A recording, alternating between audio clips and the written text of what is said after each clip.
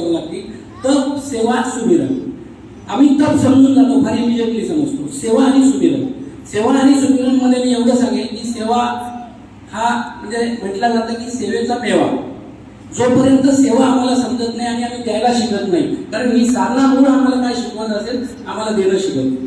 आणि आम्ही द्यायला लागल्यावर मग जीवनात कसे चमत्कार होता हे तुम्ही तुमचे बघा.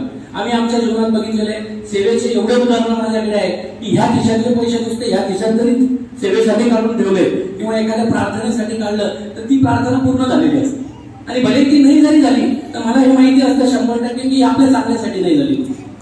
म्हणजे जे काय होतं ते चांगल्यासाठी होतं. त्याचं उदाहरण सांगतो की मी स्वामीजींसोबत मेरठला होतो आणि त्या ठिकाणी आमचं राज्याचं इलेक्शन होतं. मी जिल्ह्याचा अध्यक्ष म्हणून गेल्या 25 वर्ष काम करत होतो. 25 वर्षापासून मी बिनविरोध अध्यक्ष होतो जिल्ह्याचा. परंतु राज्याच्या अध्यक्षपदाची निवडणूक होती, त्याला मी ड्यू होतो. ड्यू म्हणजे माझ्या कधी स्वप्नात नव्हतं की मी त्या अध्यक्षपदाचा मी दावेदार आहे म्हणून.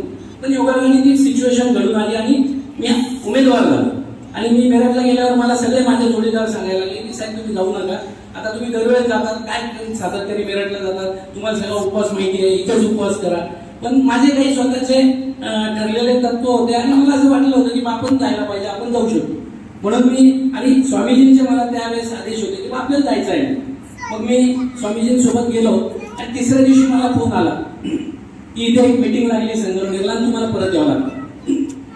मी मुलाला फोन केला, म्हटलं एक तिकीट कर माझा आणि मला उद्या यायचं आहे इकडे संभाजीनगर. तर मी शास्त्रीजींची परवानगी घ्यावा लागते, कारण तुम्ही उपाशी असता, तुम्ही बाहेर जाऊन काही पण करू शकता, काही खाऊ शकतात, म्हणून तिथून परवानगी लागते. आणि मग मी परवानगी घ्यायला डॉक्टर साहेबांकडे गेलो आणि नेहमीप्रमाणे डॉक्टर साहेबांनी मला विचारलं क्या होगा, क्या क्यों जाना. मी म्हटलं डॉक्टर साहब मेरे को जाना तो पड़ेगा, एक मीटिंग है, मैं तो कुछ नहीं, मेरे को वो पता है, बोले आप कुछ खाएंगे पीएंगे नहीं, लेकिन जाना क्यों. तो मैं बोला डॉक्टर साहब ऐसा ऐसा इलेक्शन है. तो इलेक्शन है, मैं बोला 29 अप्रैल, तो किस चीज का. तो मैं बोला वो प्रेसिडेंट का है, स्टेट का प्रेसिडेंट का. वो तो आप बन गए, बोले प्रेसिडेंट, वो तो आप बन गए. मैंने डॉक्टर साहब वो ठीक है, बोले आप जाओ, हाँ हम 1 तारीख को औरंगाबाद बजाज नगर में आने वाले बाजू जीतेच, और 1 तारीख को हम आपका सत्कार करेंगे. इतका कॉन्फिडन्स डॉक्टर साहेबांना की आलो, तिथून मीटिंग झाली. त्याच्यानंतर 29 तारखेला आमचं पुण्याला इलेक्शन होतं. पुढचं ऐकण्यासारखं आहे की इलेक्शन मध्ये आमचे जे प्रतिस्पर्धी होते त्यांना आणि मला फ्रेंडली होतं इलेक्शन, कारण की लोक ऐकायला तयार नव्हते आमच्या मागची. आमची तयारी होती दोघांची की बा काय जे करून घेऊ, तुम्ही दुसरं पद घ्या, तुम्ही कार्याध्यक्ष व्हा, मी अध्यक्ष होतो, असं आमचं दोघांचं ठरवून लागलं. लोक आमचं ऐकेलं, म्हणून आम्ही असं ठरवलं की इलेक्शन वोटिंग घ्यायचं. आणि ती वोटिंग झाली, दोघांनाही सारखे वोट पडले, दोघांनाही सारखे वोट पडले आणि चिठ्ठी निघाली, माझी चिठ्ठी निघाली, मी अध्यक्ष होतो. माझा इथे सत्कार झाला. सत्कार झाल्यानंतर त्याच रूम मध्ये मला त्या सत्कारापेक्षा जास्त एक जाणायचं होतं, एक प्रश्न माझ्या मनात निर्माण झाला होता. कारण त्या पदापेक्षा मला हे ऐकायचं होतं डॉक्टर साहेबांकडनं की इतके कॉन्फिडन्स ते का हो.